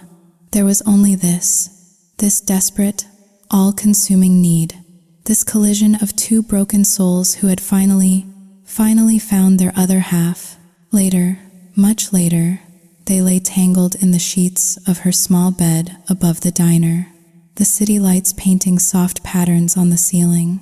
For the first time in a decade, Liam felt a sense of profound peace. He felt home. "Chloe," he whispered into the darkness. I love you." She smiled, a soft, sleepy sound. "I love you too." He woke the next morning to the smell of coffee and frying bacon. He sat up, disoriented for a moment, and then he remembered. A slow smile spread across his face. He walked out into the small kitchen, to a sight that made his heart clench with a sudden, fierce wave of emotion. Chloe was at the stove, her back to him, humming softly as she cooked breakfast. It was such a simple thing. A woman in a kitchen, making a meal. But for Liam, it was a revelation. It was everything he had ever dreamed of, everything he had ever been denied. In 10 years of marriage, he had never once woken up to this. He walked up behind her and wrapped his arms around her waist, burying his face in her neck. "Good morning," he murmured. She leaned back against him, her body warm and soft. "Good morning. I'm making you breakfast." "Thank you," he said, his voice thick with an emotion he couldn't name. "Thank you for giving me this. From now on," she said, turning in his arms to face him. "I'll cook for you every day." She smiled, her eyes shining. "You give me love, and I'll give you a home." He kissed her then, a deep, grateful kiss that was about so much more than just passion. It was a promise, a beginning. 2 weeks later, Liam and Genevieve's divorce was finalized. The day it happened, Ken arrived at the downtown house to help Genevieve pack the last of her things. He walked into the living room and stopped short. Chloe was there, in the kitchen, washing dishes. "Who's she?" Genevieve asked, her voice dripping with disdain. "Your new maid." "She's Chloe," Liam said, his voice calm and steady. "My girlfriend." Genevieve and Ken both burst out laughing. Genevieve walked over to Chloe, circling her like a predator, her eyes raking over Chloe's simple jeans and t-shirt with contempt. "This," she sneered, "is your new girlfriend? I thought after me, you'd at least find someone in the same league. Not this. She's so plain, so boring, so cheap." Before Liam could say anything, Chloe turned from the sink, her hands still soapy, and looked Genevieve straight in the eye. "Do you know why you and Liam got a divorce?" she asked, her voice surprisingly strong. "Of course I do," Genevieve scoffed. "Because he's a controlling, patriarchal bore. He wanted me to be a housewife. He wanted me to cook and clean and pop out babies. I have better things to do with my life." "And I don't?" Chloe asked, a small, pitying smile on her lips. "To me, making a home for the man I love, cooking for him, having his children, that's not a prison. That's happiness. That's a real family. It's something you, with all your money and your fancy clothes, will never understand." Genevieve's face turned ugly with rage, but before she could retaliate, Ken pulled her away. "Come on, Gigi," he said, a mocking smile on his face. Don't waste your breath on them, let's go. As they walked out the door, he turned back to Liam, a final, parting shot. By the way, check out my new car. It costs 10 times more than yours. Liam just shook his head as he closed the door behind them. You know, he said, turning to Chloe, there's an old saying, sometimes you don't realize how much you needed to lose something until it's gone. He smiled. I just wish I'd lost her sooner. Life with Chloe was a revelation. It was the antithesis of his life with Genevieve. Where his former home had been a silent, sterile museum, this new life was filled with warmth, laughter, and the constant, comforting smell of something delicious cooking on the stove. Chloe moved in, and with her, she brought life. She filled the famously empty refrigerator until it overflowed with fresh produce. She stocked the pantry, unpacked pots and pans, and claimed the magnificent, unused kitchen as her own. Liam would come home from work, not to an empty house, but to the sound of her humming, the sight of her at the stove, her face flushed with heat and happiness. For the first time in his adult life, he felt like he had a true partner, a real home. He had given her his love, and in return, she had given him a sanctuary. One evening, they were curled up on the sofa, sharing a bowl of fruit. Liam was lying with his head in her lap, utterly content, as she fed him slices of crisp, sweet apple. This is nice, he murmured, his eyes closed. Am I dreaming? She laughed and tweaked his nose. Does that feel like a dream? No, he said, a wide, goofy grin spreading across his face. But I just want to be sure. I've never been this happy, Chloe. Not in my entire life. The doorbell rang, a sharp, intrusive sound that shattered the peaceful bubble they had created. Who could that be? Liam grumbled, reluctantly sitting up. He opened the door to find Genevieve and Ken standing on his doorstep. Genevieve's face was a mask of cold fury. Ken looked smug. I left a few things, she said, pushing past him into the house. She stalked into the living room and froze, her eyes landing on Chloe, who was now standing by the kitchen counter, a look of quiet apprehension on her face. Genevieve's lip curled in a sneer. You know, she said, her voice dripping with venom, I still can't believe this is who you replaced me with. Someone so common. I mean, look at her. She actually looks like she belongs in a kitchen. She turned her gaze back to Liam. You've really downgraded, you know that? Liam stepped between them, his body a protective shield in front of Chloe. That's enough, Genevieve. Get your things and leave. Oh, I will, she said, her eyes glittering with malice. But I just wanted to let her know what she's getting into. He'll get tired of you, you know, she said, addressing Chloe directly. He'll get tired of your home-cooked meals and your boring domestic life. He'll start demanding things. He'll want you to have babies, to give up your life for him. And when you do, he'll trap you, just like he tried to trap me. Chloe looked at her, not with anger, but with a profound, almost clinical pity. You really don't get it, do you? Being a wife, a mother, that's not a trap. It's a choice. It's a gift. It's something you were offered, and you were too blind and selfish to see its value. Genevieve's face contorted with rage, but Ken, ever the showman, just laughed. He pulled out his car keys, dangling them in front of Liam. See this? Bentley, the new model. What are you driving these days, Liam? Still that sad little Audi. He draped a possessive arm around Genevieve's shoulders. Come on, Gigi. Let's not waste our time with the peasants. They swept out of the house, leaving a trail of toxic energy in their wake. Liam closed the door, a long, weary sigh escaping his lips. He turned to Chloe, his face etched with apology. I'm so sorry, he said, "You shouldn't have to deal with that." She just smiled, a small, sad smile. "It's okay. I actually feel sorry for her.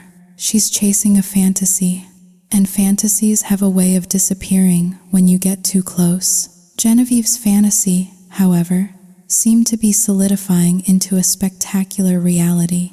A week later, her mother, Helen, sold her modest house in the suburbs for a handsome $600,000. The plan, as orchestrated by the ever-generous Ken, was for her and Genevieve to move into a magnificent $16 million mansion in the city's most exclusive neighborhood. "He's buying it for me, Mom," Genevieve had gushed. "But he's putting it in your name. He said it's a gift for all the years you spent raising me. He's just so thoughtful." Helen was giddy with disbelief. She, a woman who had spent her entire life in a small, cramped house, was about to become the owner of a $16 million estate. She was so overcome with gratitude and pride that she immediately started calling her friends, bragging about her rich, generous, soon-to-be son-in-law. She even made a special trip to see Liam's mother, Evelyn, unable to resist the opportunity to gloat. "You know, Evelyn," she'd said, her voice dripping with false sympathy, "I do feel for you. It must be so hard, seeing your son with that little diner cook. Meanwhile, my Genevieve is marrying a multimillionaire. He just bought me a $16 million house as a gift, and he's giving Gigi a $1 million wedding present. It's just a shame Liam couldn't provide for her in the same way." Evelyn, a woman with a keen intuition and a healthy dose of cynicism, just looked at her. "Helen," she said, her voice calm and even, "doesn't that all sound a little perfect? Be careful. Things that are too good to be true usually are." Helen had just laughed, dismissing her as a bitter, jealous old woman.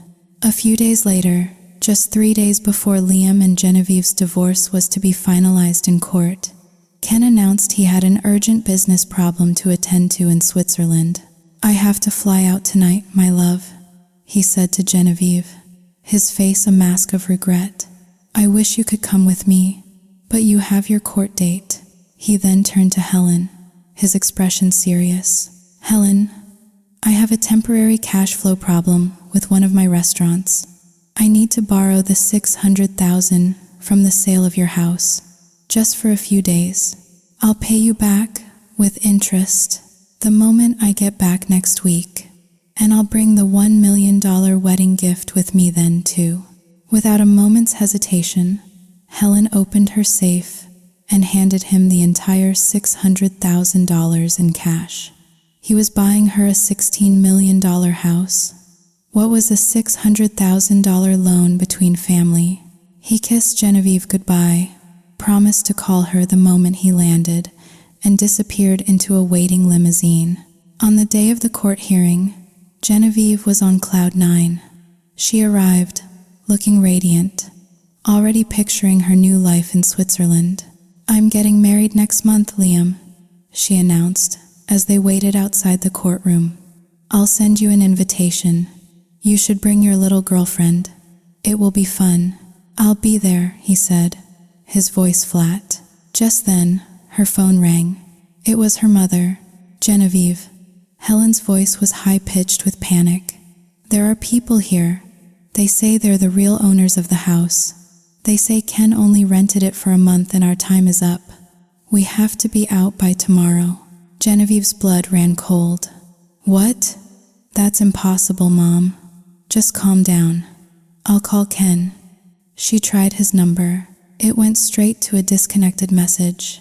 She tried again, and again. Nothing. Her hands started to shake. A cold, creeping dread began to snake its way up her spine. She managed to hold it together through the court proceedings, her face a pale, frozen mask. But the moment they stepped outside, the moment the legal ties between her and Liam were officially severed, her strength gave out. The world tilted, the edges of her vision turning dark, and then, Right there on the courthouse steps, she crumpled to the ground. Liam, who had been walking away, heard the commotion and turned back. He saw her lying on the pavement, a small, broken figure, a part of him, a part he thought was long dead, stirred.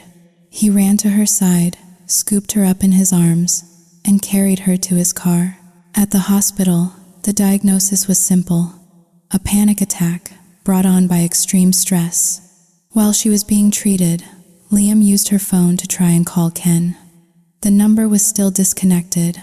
He then called her mother, who arrived in a state of near hysteria, her face streaked with tears.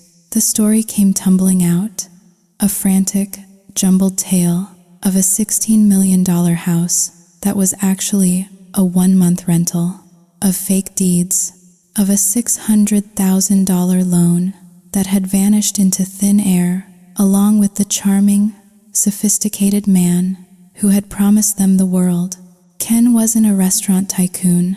He was a professional con artist, and they had been his latest and most lucrative victims. When Genevieve came to, the full, devastating reality of her situation crashed down on her.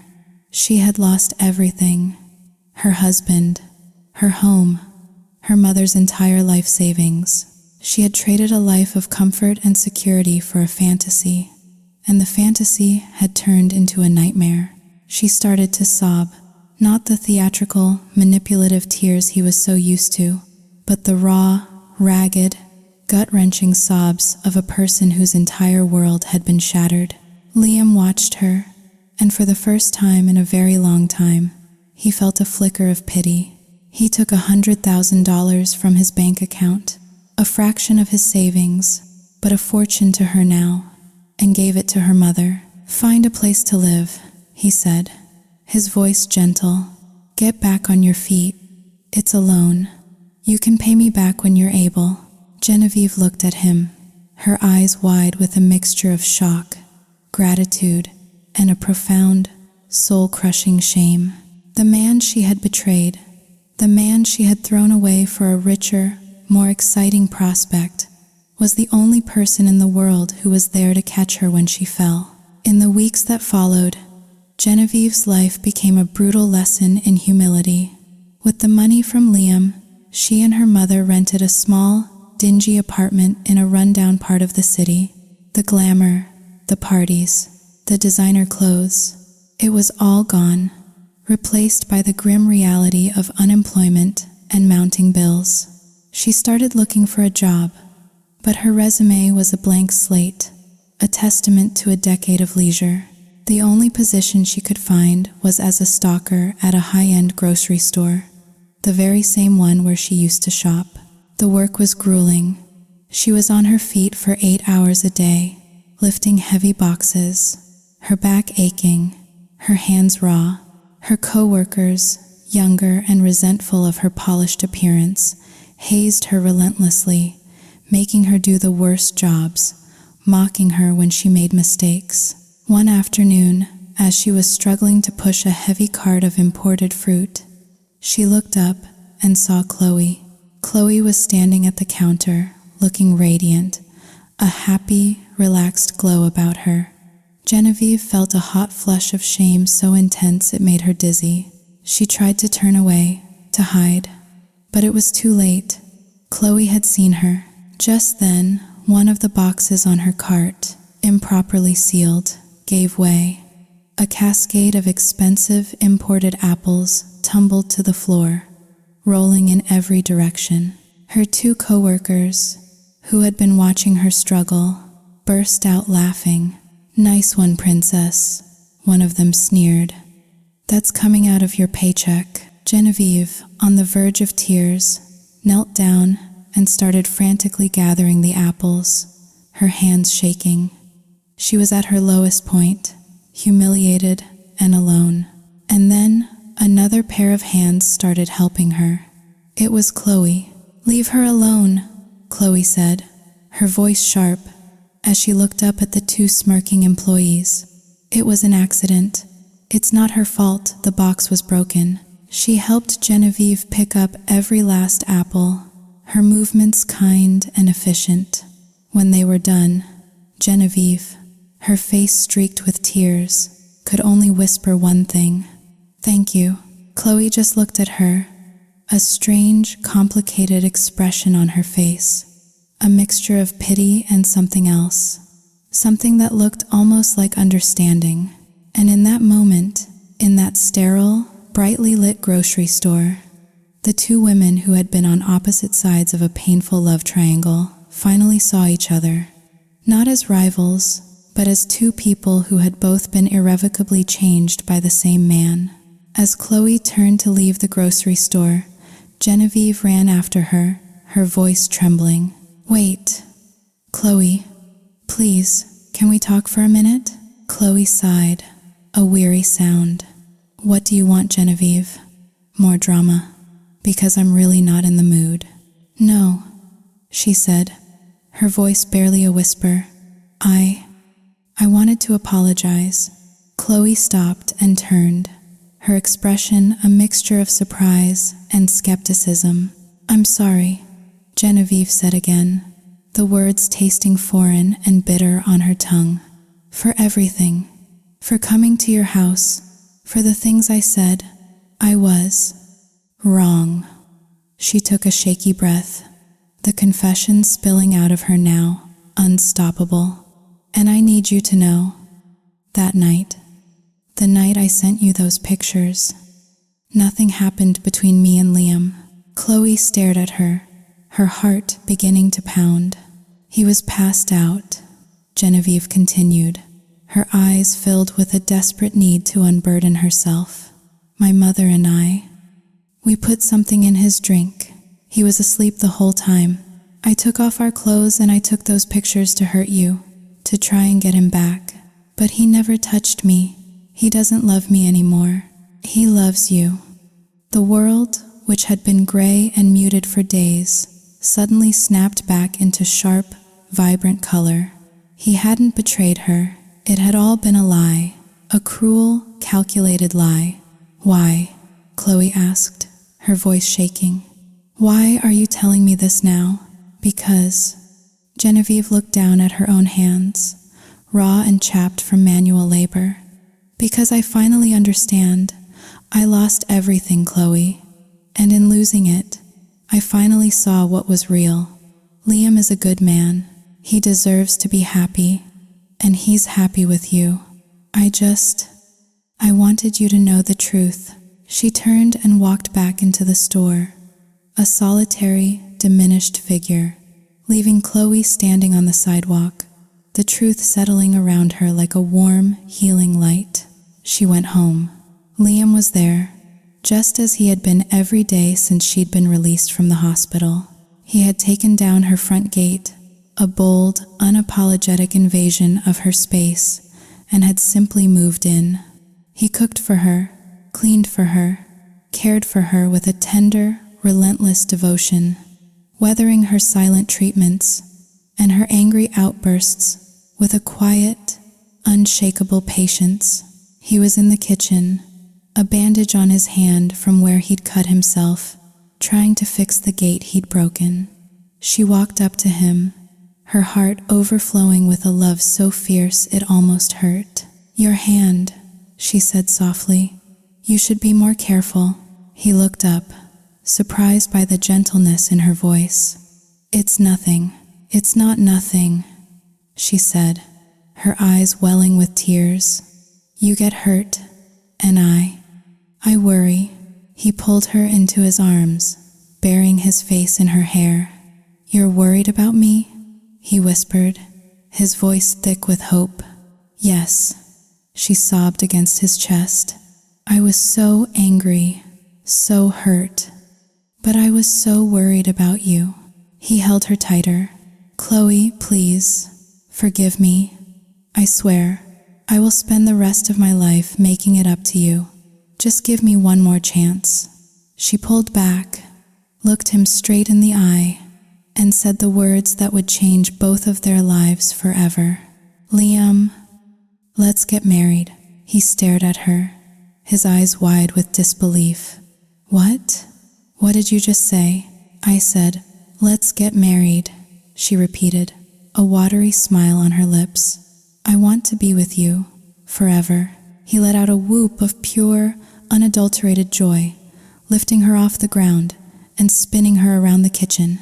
"Yes, yes, of course, yes." He set her down, his hands framing her face, his eyes shining with a happiness so profound it was almost painful to look at. He reached into his pocket and pulled out a small velvet box. Inside was a simple, elegant diamond ring. "I've been carrying this around for weeks," he confessed, his voice choked with emotion. "Just in case, just hoping. Chloe, will you marry me?" "Yes," she whispered, as he slid the ring onto her finger. 1,000 times, yes. A year later, their life was a chaotic, beautiful symphony of the ordinary. They were married, and they had a son, a beautiful baby boy with his father's eyes and his mother's smile. Chloe was pregnant again, with a daughter this time. Liam's mother, Evelyn, had moved in with them, her days filled with the happy, exhausting work of a doting grandmother. Liam had found his perfect life. He would come home from his high-powered job, shed his suit and tie, and step into his real role, husband, father, and sous chef at Chloe's kitchen, which was more popular than ever. The diner was no longer just a business. It was the heart of their family, a place filled with the laughter of their children and the smell of home. As for Genevieve, she eventually found her footing. After months of grueling work at the grocery store, she was promoted to a managerial position. It wasn't a glamorous life, but it was hers. It was a life she had built with her own 2 hands. She had learned the hard way that true value wasn't found in a price tag or a bank statement, but in the quiet dignity of a day's hard work. She never saw Liam again. Their chapter was closed, a cautionary tale of a love that had been built on a foundation of sand. One evening, as Liam sat on the floor, his son asleep on his chest, and watched Chloe moving around the kitchen, her belly round with their daughter, a wave of gratitude so immense washed over him that it brought tears to his eyes. He had once had the life that everyone envied, the perfect house, the perfect car, the perfect wife. He had been a king in a gilded cage. But now, in this small, noisy, gloriously imperfect life, surrounded by the woman he adored and the children he had always dreamed of, he was finally, truly, happy. He had lost the world, and in doing so, he had gained the universe.